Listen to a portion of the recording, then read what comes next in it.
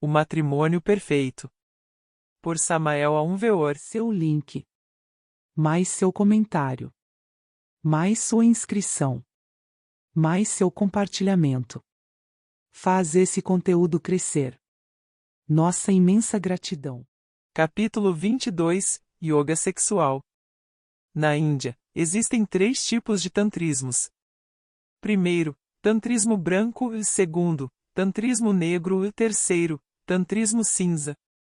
No tantrismo branco pratica-se a magia sexual sem derramar o sêmen. No tantrismo negro existe o derrame de sêmen. No tantrismo cinza derrama-se e não se derrama o sêmen. Às vezes o derramam, às vezes não o derramam. Este gênero de tantrismo conduz o devoto até o tantrismo negro. O Buda. Dentro do tantrismo negro encontramos bonzos e dugpas de capacete vermelho, magos negros terríveis e perversos. Estes malvados têm procedimentos repugnantes para reabsorver o sêmen pela uretra depois de tê-lo derramado miseravelmente. O resultado é fatal porque o sêmen, depois de ter sido derramado, é carregado de átomos satânicos que, ao penetrar novamente no organismo, adquirem o poder de despertar o Kundalini de forma negativa. Então este desce até os infernos atômicos do homem e se transforma na cauda de Satã. Assim é como o ser humano se separa para sempre de seu ser divino e se afunda para sempre no abismo. Todo aquele que derrama o vaso de Hermes é mago negro devidamente reconhecido. No Indostão a magia sexual é conhecida com o termo de Maituna. Também se conhece como Urdhvaratus Yoga e aqueles que a praticam denominam-se Urdhvaretas Yogis. Em todas as escolas de yoga verdadeiramente sérias e responsáveis, pratica-se de forma muito secreta a magia sexual. Quando um casal de yogis, homem e mulher, encontram-se bem preparados, são levados a um lugar secreto onde lhes instruem sobre o Maituna, magia sexual. Os casais se unem sexualmente para trabalhar na grande obra sob a vigilância de um guru, mestre.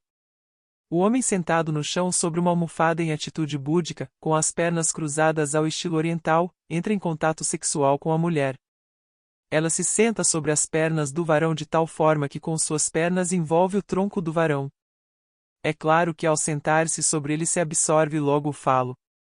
Assim o homem e a mulher se conectam sexualmente. Os casais de yogis permanecem neste estado horas inteiras sem derramar o sêmen.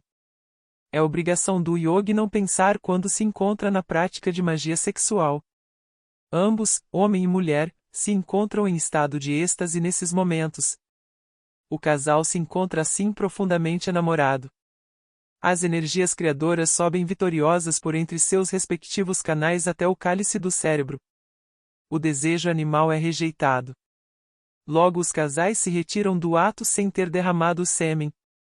Esta forma de praticar magia sexual ao estilo oriental seria muito incômoda para as pessoas ocidentais. Mas é recomendável para aquelas pessoas que não conseguem frear o ato para evitar o derrame do vaso de Hermes. Com esta prática os gnósticos podem treinar-se sexualmente, para aprender a frear e evitar o derrame do sêmen. Os casais gnósticos não precisariam da vigilância física de nenhum mestre, mas se poderiam invocar aos mestres do astral para que os ajudassem. O casal deve estar só. É necessário que durante a prática de magia sexual não exista o desejo animal. Recordai que o desejo é diabólico. O eu é desejo. O eu é diabólico. Onde existe o desejo não pode existir o amor porque o amor e o desejo são incompatíveis. É necessário saber que o desejo produz um engano. Quem deseja, acredita estar enamorado, se sente enamorado, poderia jurar que está enamorado. Esse é o engano do desejo. Quantas vezes vemos casais que aparentemente se adoram? Depois de casados o castelo de cartas se desmorona e fica a triste realidade. Aqueles que se acreditavam enamorados, no fundo se odeiam e o fracasso, depois de satisfeito o desejo, é inevitável. Então somente escutamos queixas e lamentações, censuras, reprovações e lágrimas. Onde estava o amor? Que foi feito do amor? Amar quando há desejo é impossível. Somente aqueles que já encarnaram sua alma sabem amar verdadeiramente. O eu não sabe amar. Somente a alma sabe amar. O amor tem seu clima próprio, seu sabor, sua felicidade. Isto somente conhece quem já matou o desejo animal. Isso somente o sabe e experimenta quem já encarnou sua alma. O amor não se aparece a nada daquilo que as pessoas chamam amor. O que a pessoa acredita ser amor é tão somente desejo enganador. O desejo é uma substância enganosa que se combina maravilhosamente na mente e no coração para fazer-nos sentir algo que, não sendo amor, nos faz acreditar firmemente que é amor. Somente a horrível realidade que se apresenta depois de consumado o ato e satisfeito o desejo, vem nos demonstrar claramente que fomos vítimas de um engano. Acreditávamos estar enamorados e realmente não o estávamos. O ser humano ainda não sabe o que é isso que se chama amor. Realmente somente a alma pode e sabe amar. O homem ainda não encarnou sua alma. O homem ainda não sabe o que é amar. Satã não sabe o que é amor. O ser humano, o único que tem encarnado atualmente é o Satã. Ó eu! O ser humano não sabe amar. O amor só pode existir de coração para coração, de alma para alma. Quem não encarnou sua alma, não sabe amar. Satã não pode amar e isso é o que o ser humano tem encarnado. O matrimônio perfeito é a união de dois seres, um que ama mais e outro que ama melhor. Amor é a melhor religião que o ser humano pode chegar a professar. O desejo é uma substância que se decompõe em muitas substâncias. Estas substâncias do desejo conseguem enganar a mente e o coração. Aquele que se desespera porque a mulher se foi com outro homem, realmente não estava amando. O amor verdadeiro não exige nada, não pede nada, não deseja nada, não pensa em nada, somente quer uma coisa: a felicidade do ser que ama. Isso é tudo.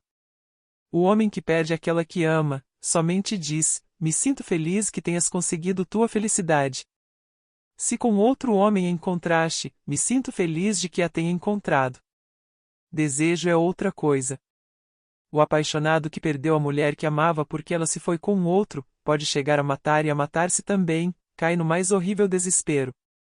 Perderam o instrumento do prazer. Isso é tudo. Realmente, o verdadeiro amor somente o conhecem aqueles que já encarnaram sua alma. A humanidade ainda não conhece isso que se chama amor. Realmente o amor é como um menino inocente, é como o cisne de lívida plumagem. O amor se parece com os primeiros jogos da infância. O amor não sabe nada porque é inocente. A melhor sabedoria é não saber nada. Quando dissolvemos esse horrível espectro que continua depois da morte, o eu, então nasce em nós isso que se chama amor. Ao chegar a esse estado recobramos a inocência perdida. Atualmente o ser humano somente tem encarnado um embrião de alma. Este lança às vezes alguns lampejos de amor. A mãe que adora seu filho é um bom exemplo disso que se chama amor. O embrião da alma pode fortalecer-se com a chama bendita do amor. O homem e a mulher às vezes chegam a sentir as radiações do amor que brotam do embrião da alma, mas as afogam imediatamente com as paixões violentas e terríveis que Satã dá ao homem e também à mulher. Se cultivarmos essas divinas vibrações do amor, podemos então fortificar e fortalecer o embrião da alma para viver com intensidade mais tarde isso que se chama amor. O amor fortalece o embrião da alma. Quando o embrião se fortalece, conseguimos a encarnação da alma. São muito raros aqueles seres humanos que conseguem sentir as divinas vibrações amorosas que irradiam do embrião da alma. O que a humanidade normalmente sente são as forças do desejo. O desejo também canta e se torna romances e ternuras infinitas. O desejo é o veneno mais enganador que existe em todo o cosmos. Todo aquele que é vítima do grande enganador poderia jurar que está enamorado. Homens e mulheres, os convido ao amor. Seguir as marcas daqueles poucos que no mundo souberam amar. Deuses e deusas, amai-vos entre o encanto nupcial do paraíso. Ditosos os seres que se amam verdadeiramente. Somente o amor pode transformar-nos em deuses. Endocrinologia. Embora pareça incrível, é certo e de toda a verdade que a ciência está mais perto da transmutação e do sexo yoga que muitos estudantes de yoga. A endocrinologia é chamada para produzir uma verdadeira revolução criadora. Já os homens da ciência sabem que as glândulas sexuais não são cápsulas fechadas. Elas incretam e excretam hormônios. Os hormônios de excreção se chamam conservadores porque perpetuam a espécie, os hormônios de increção se denominam vitalizadores, porque vitalizam o organismo humano. Este processo de increção hormonal é transmutação, transformação de um tipo de energia-matéria em outro tipo de energia-matéria. O Maituna, a magia sexual é transmutação sexual intensificada. O gnóstico increta, transmuta e sublima a totalidade da matéria energia sexual. Os hormônios sexuais ricos e abundantes inundam o sistema circulatório do sangue e chegam às diferentes glândulas de secreção interna estimulando-as e incitando-as para trabalhar intensamente. Assim, com a transmutação sexual intensificada, as glândulas endócrinas resultam superestimuladas produzindo, como é natural, maior número de hormônios que vêm para estimular e modificar todo o sistema nervoso líquido. Já a ciência reconhece a transmutação sexual em todo indivíduo de sexualidade normal. Agora somente é questão de avançar algo mais para reconhecer a transmutação sexual intensificada dos indivíduos suprassexuais. Quem estudar biologicamente os 32 sinais capitais do Buda, chegará à conclusão de que os caracteres sexuais secundários do Buda eram realmente os de um super-homem. Estes caracteres sexuais secundários do Buda acusam, assinalam, uma intensa transmutação sexual. Não pode nos caber dúvida de que o Buda praticou o Maituna, o sexo yoga, a magia sexual, o arcano AZF Buda ensinou tantrismo branco, magia sexual, mas esse ensinamento deu secretamente a seus discípulos. O budismo Zen CH ensina Maituna e os casais praticam este sexo yoga. Caracteres sexuais secundários. Existem os caracteres sexuais primários e os caracteres secundários. Os primeiros relacionam-se com as funções sexuais dos órgãos criadores e os segundos com a distribuição das gorduras, formação de músculos, cabelos, palavra, forma do corpo, etc. É claro que a forma do corpo da mulher é diferente da do varão e vice-versa. Também é muito certo que qualquer dano aos órgãos sexuais modifica o organismo humano. Os caracteres sexuais secundários de um eunuco são os de um degenerado. Os caracteres sexuais secundários de um indivíduo de sexo intermediário ou sodomita acusam a um invertido, a um infrassexual. O que poderíamos deduzir de um indivíduo afeminado? O que de uma mulher masculinizada?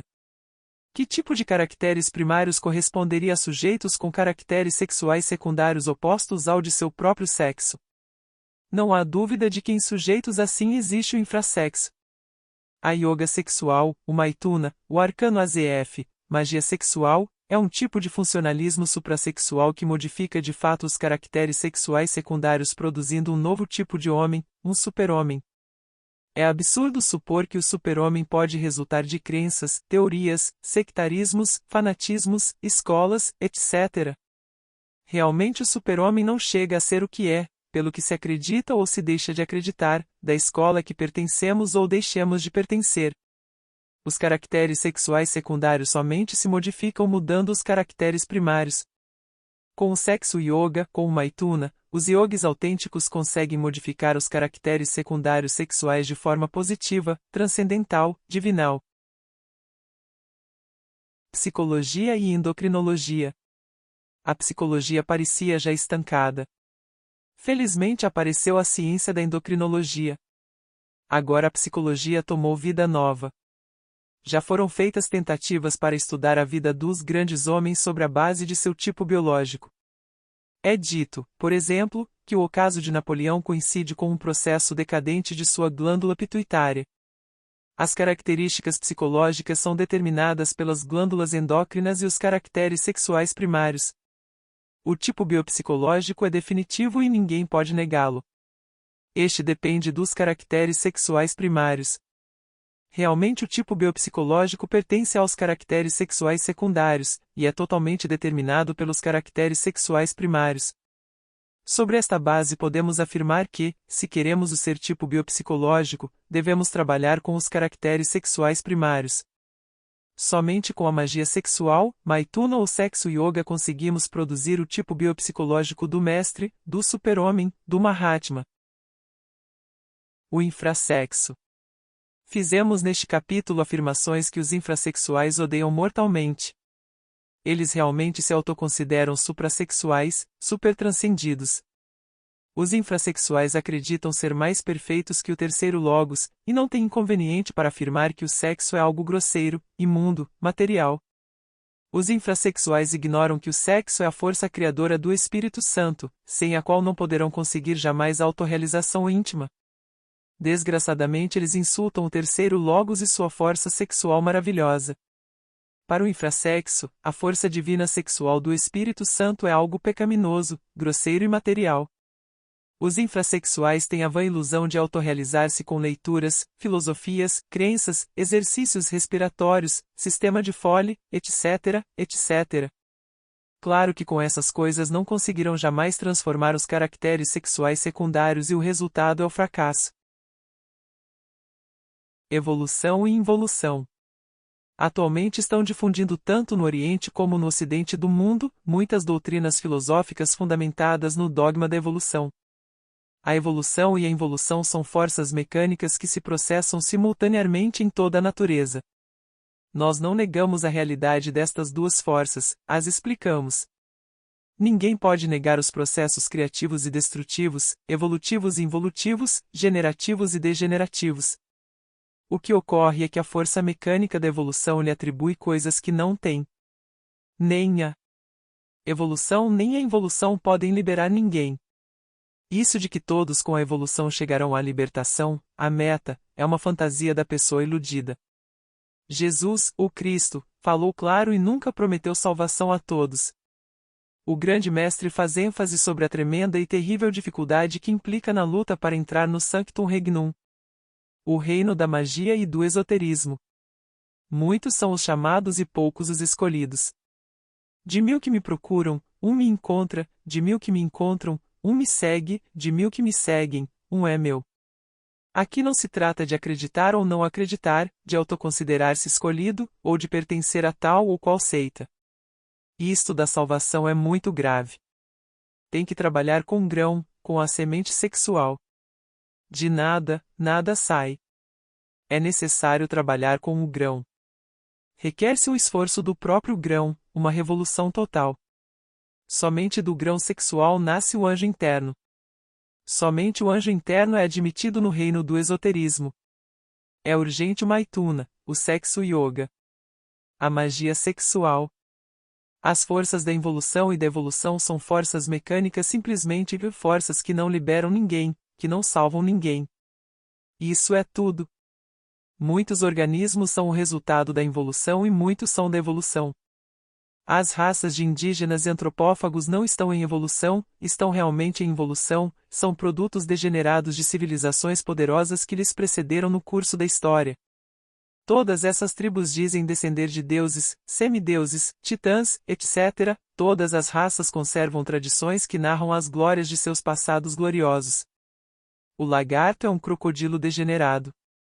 Os arcaicos antepassados de formigas e abelhas foram titãs anteriores ao homem. A humanidade atual é um produto degenerado de raças procedentes, como demonstram os caracteres sexuais secundários das pessoas. As mulheres másculas, pilotando aviões e combatendo na guerra, são infrassexuais como são os homens afeminados que fazem permanente e pintam as unhas nos salões de beleza. Equivocam-se aqueles autores que supõem que isto seja evolução, retorno até o divino hermafroditismo, etc. O autêntico hermafrodita não é o sexo intermediário. O hermafrodita do continente submerso Lemur era completo. Tinha os dois sexos totalmente desenvolvidos e completos. Não eram infrassexuais, não eram do sexo intermediário. Hoje somente é possível encontrar o divino hermafrodita no espírito e a alma fundidos e perfeitos. A alma totalmente feminina e o espírito completamente masculino se fusionam na iniciação. Um anjo é um divino hermafrodita. Nenhum anjo é de sexo intermediário. É necessário metermos pela senda da revolução da consciência. Este sendeiro se afasta das leis da evolução e da involução. Realmente este é o caminho apertado, estreito e difícil do qual nos falou o grande Kabir Jesus. Exercícios yogis. Nós não condenamos os exercícios yogis. Estes são muito úteis e contribuem no desenvolvimento interior. Mas, toda yoga que não nos ensina o Maituna e as sadhanas tântricas brancas é incompleta. Os grandes yogis do Oriente e do Ocidente se realizaram com o sexo yoga. Os yogis da nova era, Agnis Yogis, terão que estudar endocrinologia a fundo e dar ensinamentos públicos sobre sexo yoga. As posturas tântricas do Ankama-kalpa são muito exageradas e muitas delas degeneram em tantrismo negro. Nós somente recomendamos a postura tântrica deste capítulo.